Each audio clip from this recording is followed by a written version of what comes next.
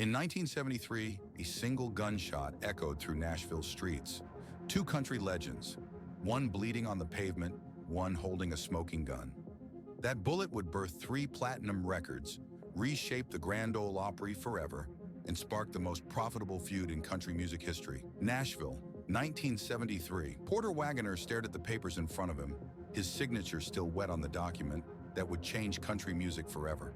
The lawsuit against his former protege sat heavy on mahogany desk, a $3 million demand that would echo through Music Row for decades. Across town, Dolly Parton rehearsed for her first solo appearance on the Grand Ole Opry stage. Neither knew their impending battle would rewrite the rules of country music. 7 years earlier, Porter discovered Dolly on the Cas Walker Show. Her voice cut through the static of his black and white TV, stopping him mid-conversation. At the time, Porter's show reached 45 million viewers weekly, making him country music's most powerful TV star. He needed a replacement for his departing partner, Norma Jean. Dolly, barely 20, seemed perfect. Talented enough to sing, green enough to mold. The Porter Wagoner Show transformed under their partnership. Angry letters about Norma Jean's departure turned to fan mail praising the new duo. Porter's rhinestone suits and Dolly's mountain charm created an irresistible dynamic. Their first duet, The Last Thing on My Mind, climbed to number 7. Each subsequent release charted higher. Behind the scenes, tension simmered. Porter controlled every aspect of their act. Song selection required his approval. Stage positions followed his blueprint. Even Dolly's wigs needed his sign-off. The show's musical director later revealed that Porter rejected 12 potential songs because they highlighted Dolly's voice over his. Yet each restriction fueled her creativity. She wrote late at night, filling notebooks with songs she couldn't record. The power shift began subtly. Fan mail arrived in equal amounts, then tipped in Dolly's favor. Magazine photographers requested solo shots of her. Rural stations asked for separate interviews. Porter responded by cutting her solo segments from 45 minutes to 30, then 15. Each reduction sparked new songs written in hotel rooms and tour bus bunks. Their first major clash erupted over Coat of Many Colors. Porter wanted it recorded as a duet. Dolly refused, marking the first time she openly defied him.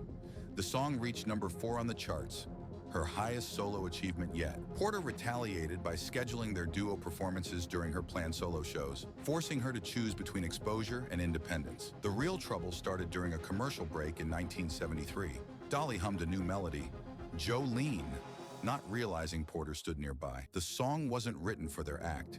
It violated their unspoken agreement that her best material belonged to their partnership. That evening's show crackled with tension. By midnight, their professional relationship lay in ruins. Porter's lawsuit cited breach of contract, lost revenue, and emotional distress.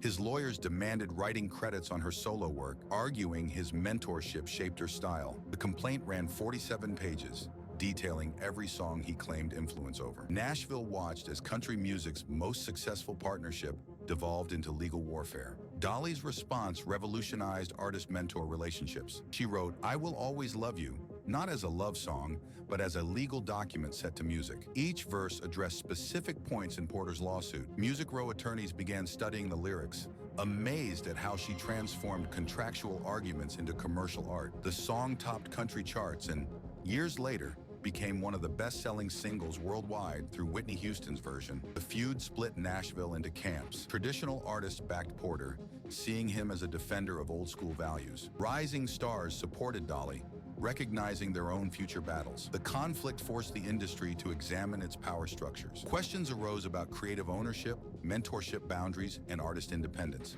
Porter escalated by claiming ownership of her unreleased material. Dolly countered with Light of a Clear Blue Morning, turning their legal battles into radio hits. Each courthouse appearance spawned new songs. Their feud generated more platinum records than their partnership. The industry impact reached beyond their personal battle. Publishers rewrote contracts, specifically defining mentor rights. The Grand Ole Opry established formal dispute procedures. Record labels revamped their artist development programs. The Parton precedent became standard language in entertainment law, protecting artists from excessive mentor control. Female artists gained unprecedented leverage. Tanya Tucker renegotiated her contract, citing Dolly's case. Crystal Gayle and Barbara Mandrell demanded creative control of their images. A new generation of performers learned to balance gratitude with independence. While Porter and Dolly's feud transformed Nashville's business landscape, another conflict was brewing in the heartland. Two bands of cousins were about to turn family reunions into battlefield reunions, proving that in country music, blood runs thicker than royalty checks.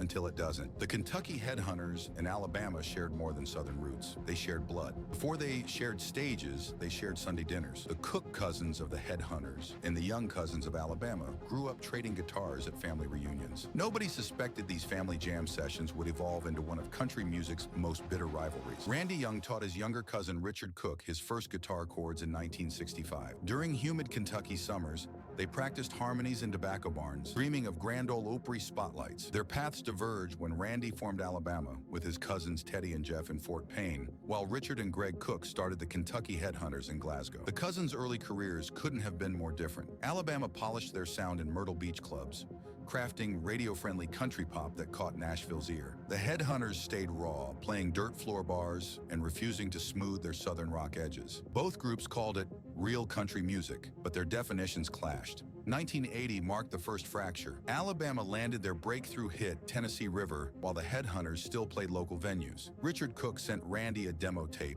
expecting family support. Randy's response, suggesting they tone down the guitar work, sparked a rivalry that would reshape Southern rock country. The Headhunters responded with Duma Walker, a deliberate contradiction to Alabama's polished sound. The song's success proved audiences wanted grit with their twang. Alabama countered with mountain music, incorporating rock elements while maintaining commercial appeal. Each release became a statement in their ongoing debate about country music's direction. Family gatherings turned tense. Thanksgiving 1985 became infamous when Greg Cook and Jeff Cook argued over electric guitar tones during the traditional family jam session. Their grandmother banned music from future holiday gatherings, a rule that stood until 2005. The feud intensified as both bands competed for the Southern rock country throne. The Headhunters claimed Alabama had abandoned their roots for commercial success. Alabama accused the Headhunters of deliberately staying rough to appear more authentic. Music Row executives played both sides, using the cousins' rivalry to create a new subgenre. Their competition bred innovation. Alabama incorporated harder rock elements to prove their edge. The Headhunters experimented with complex harmonies to demonstrate their musicianship. Both bands pushed each other toward creative breakthroughs,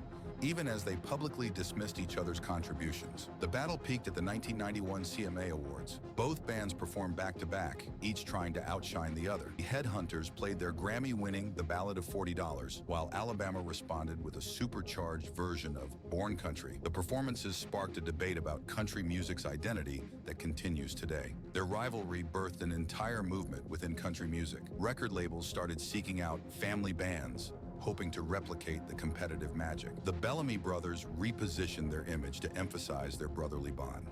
The Gatlin brothers highlighted their sibling harmonies. A new marketing angle emerged.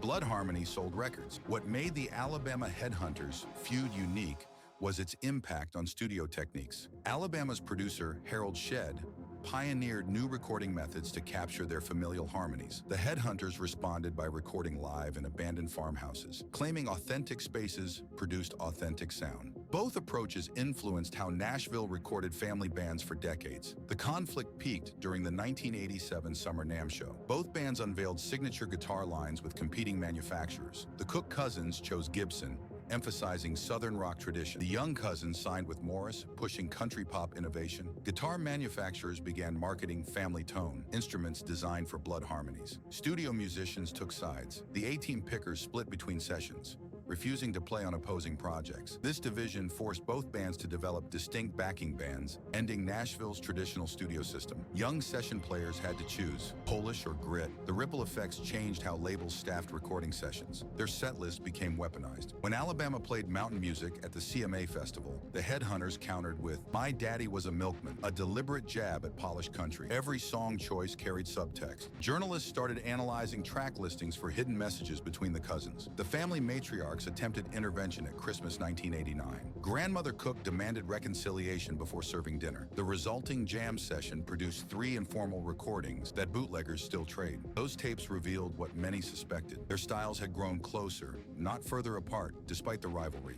Radio programmers capitalized on the feud, Stations would play Alabama's version of a country standard, followed by the headhunter's take, letting listeners vote. This format spread nationwide, creating Battle of the Bands, programming that boosted ratings and record sales for both groups. By 1992, their competition had spawned 27 charting singles, 4 new recording techniques, and a revolution in how Nashville approached family acts. Labels started DNA testing singing groups, hoping to market genuine blood relations. The Country Music Hall of Fame created a family legacy exhibit featuring the cousin's story. The feud's musical impact proved permanent. Alabama's Born Country and the Headhunters' Only Daddy That'll Walk the Line demonstrated how family harmony could serve different masters. Engineers still study both recordings to understand how blood relations affect vocal blend. Their rivalry transformed Nashville's star-making machine. Labels stopped trying to polish every act into mainstream acceptance. The industry realized different audiences wanted different sounds. The Cousins' feud had proven that authenticity, whether polished or raw, mattered more than conformity.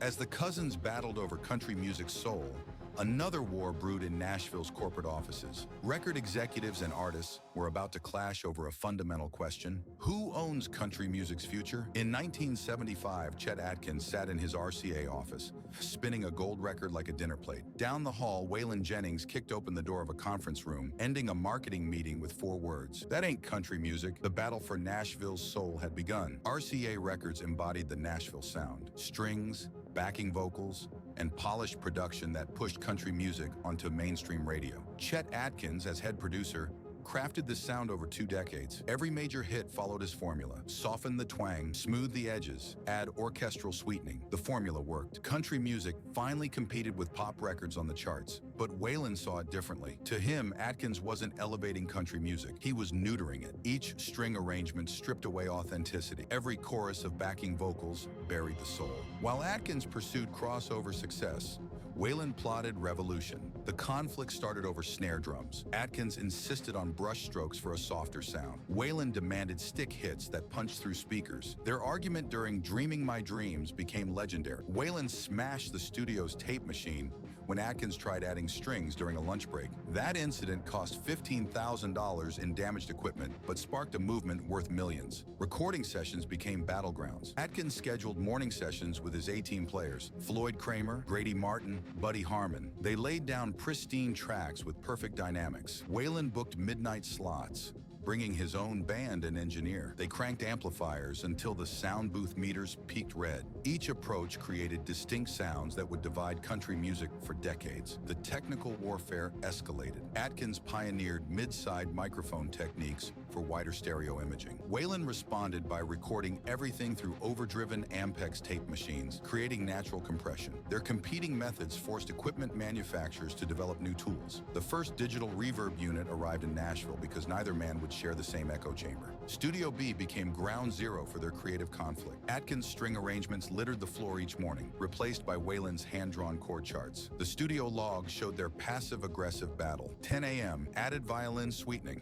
2 a.m., erased violin sweetening. Engineers worked double shifts as both men demanded separate mixing consoles. The industry impact spread beyond RCA. Willie Nelson watched the conflict and leveraged it to gain complete creative control at Columbia. Tom Paul Glaser opened Hillbilly Central, a studio deliberately designed without string sections or isolation booths. Artists began demanding production approval in their contracts, citing the Waylon clause, creative control over final mixes. Their feud transformed Nashville's recording industry. Studio musicians split into camps: traditionalists who read charts and outlaws who played by feel. Session rates doubled as players refused to cross battle lines. New studios opened catering to either polished or raw sounds, ending RCA's monopoly on high-end recording. Radio programmers struggled with the divide. Atkins Productions dominated daytime slots, perfect for background music in offices and shops. Waylon's rougher sound ruled late nights, drawing younger listeners who wanted their country music unfiltered. The split airplay created distinct audiences and marketing opportunities. The conflict peaked at the 1976 CMA Awards. Atkins produced a tribute to the Nashville sound,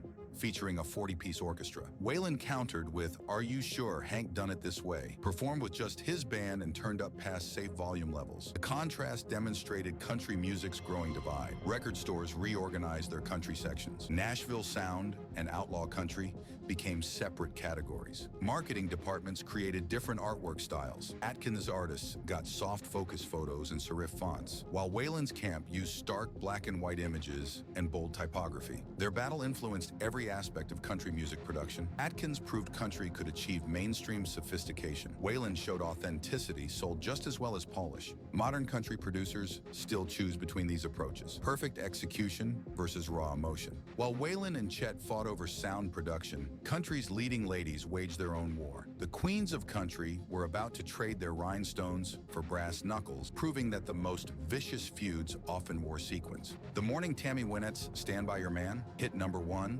Loretta Lynn called her producer Owen Bradley with an unusual request: erase those strings. A week earlier, they'd recorded Don't Come Home A-Drinkin' with full orchestration. Now Lynn wanted it raw. The reason? I ain't letting Tammy corner the market on real country women. Their rivalry began at a 1968 DJ convention, but its roots stretched deeper. Tammy wore diamonds. Loretta wore pearls. Tammy brought her producer, Billy Sherrill. Loretta brought her husband, Doolittle. When asked about female empowerment in country music, they gave opposing answers that defined their decade-long battle. Tammy advocated graceful endurance. Loretta preached confrontation. Nashville executives saw marketing gold. They positioned Tammy as the sophisticated Southern lady, booking her on mainstream TV shows and orchestrating crossover campaigns. Loretta became their coal miner's daughter, playing county fairs and honky-tonks. Both women rejected these simplified narratives, launching their own labels to control their images. The press dubbed them the homemaker and the heartbreaker, missing the complexity of their conflict. Tammy wrote songs about standing by troubled men, but her business acumen rivaled any male executive. Loretta wrote about birth control and double standards while maintaining a traditional marriage. Their contradictions reflected the changing role of women in country music. Fashion became their first battlefield. Tammy embraced rhinestones and designer gowns, pushing country music toward glamour. Loretta kept her gingham dresses and cowboy boots, championing authenticity. Department stores created competing clothing lines. The Wynette collection featured evening wear, while Loretta's looks offered practical country fashion. Conway Twitty's arrival escalated their professional rivalry into personal vendetta. His duets with Loretta topped charts, while his private relationship with Tammy sparked gossip. When he chose to record Louisiana Woman, Mississippi Man with Loretta instead of Tammy's Till I Can Make It On My Own, Nashville's gossip machine exploded. Their feud now had a male lead. Studio time became another weapon. Tammy booked Nashville's top session players, creating sophisticated arrangements that pushed country toward pop. Loretta responded by recording with her road band, keeping her sound raw and immediate. Their competing approaches forced studios to develop new recording techniques, catering to both polished and authentic styles. Radio programmers faced mounting pressure. Tammy's songs appealed to urban listeners discovering country music. Loretta's resonated with rural audiences who lived her lyrics. Stations couldn't play one without angering fans of the other.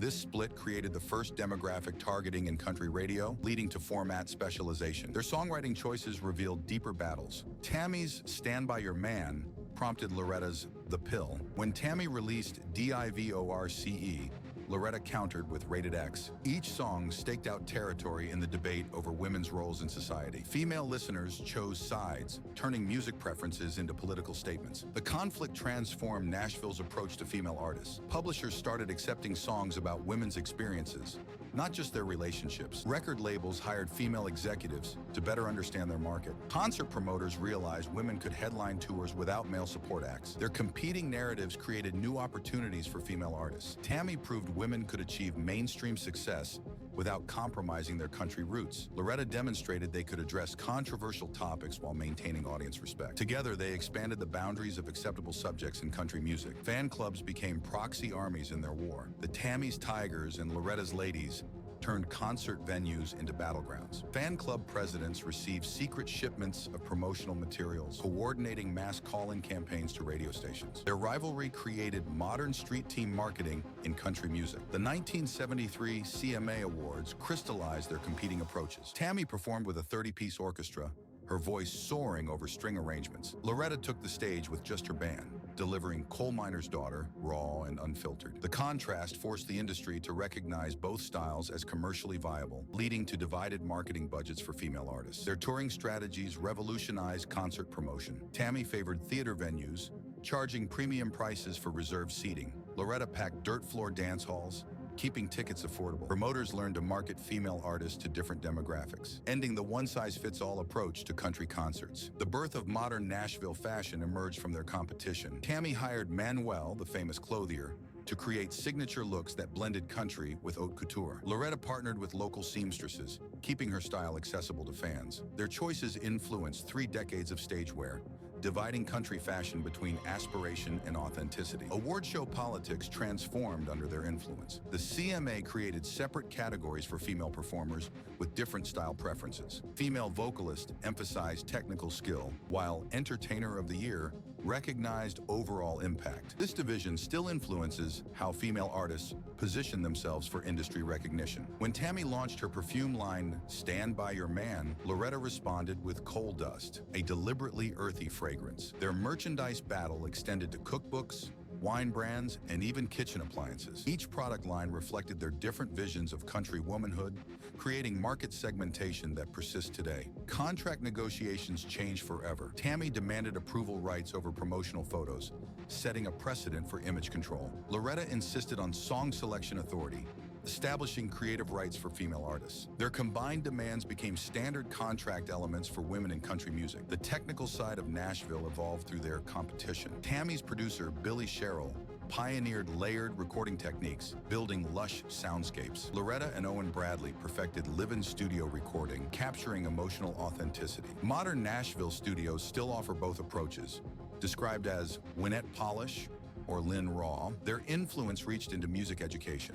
The Tammy Wynette School of Performance Arts opened in 1975, teaching stage presence and media management. Loretta funded scholarships for rural musicians, emphasizing songwriting and authentic performance. These competing philosophies shaped artist development programs industry-wide. As Tammy and Loretta's feud defined female authenticity in country music, the digital age would soon transform artistic conflicts. One tweet could now do more damage than a decade of backstage drama, and social media was about to rewrite the rules of country music warfare. When Taylor Swift pressed tweet in 2019, she transformed country music feuds forever. Her message about the sale of her masters did more than attack Big Machine Records. It revealed how modern country battles would be fought. No more backstage whispers, no more coded lyrics. Social media turned private wars into public spectacles, generating more engagement than the music itself. Traditional Nashville operated on an unwritten code.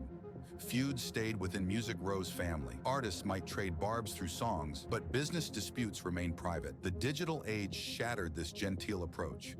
Streaming platforms, social media, and viral moments created new battlegrounds where careers could rise or fall in 280 characters. Jason Aldean and Eric Church pioneered modern country conflict in 2012. Their battle over authenticity played out in real time on Twitter. Church called mainstream country artists product pushers. Aldean responded by posting Church's commercial endorsements. Their feud taught Nashville a crucial lesson. Digital drama drove streaming numbers higher than radio play. Platform analytics revealed a startling trend. When Zach Brown called Luke Bryan's "That's My Kind of Night" the worst song ever, both artists' streaming numbers spiked. Their 3-month Twitter war about country music's direction became a case study in conflict marketing. Radio stations tracked social media sentiment to determine airplay, creating a new power dynamic between artists and programmers. Record labels adapted quickly. Social media teams drafted response strategies for potential feuds. Artists received training in platform-specific warfare. Instagram required visual storytelling. Twitter needed quotable comebacks. TikTok demanded memeable moments. Each platform became a separate battlefield requiring different tactics. The Florida-Georgia line internal feud demonstrated social media's explosive power. When Tyler Hubbard unfollowed Brian Kelly over political differences, fans noticed within hours. Their silent social media war generated more press than their platinum records. Political divisions among country fans became measurable through streaming data,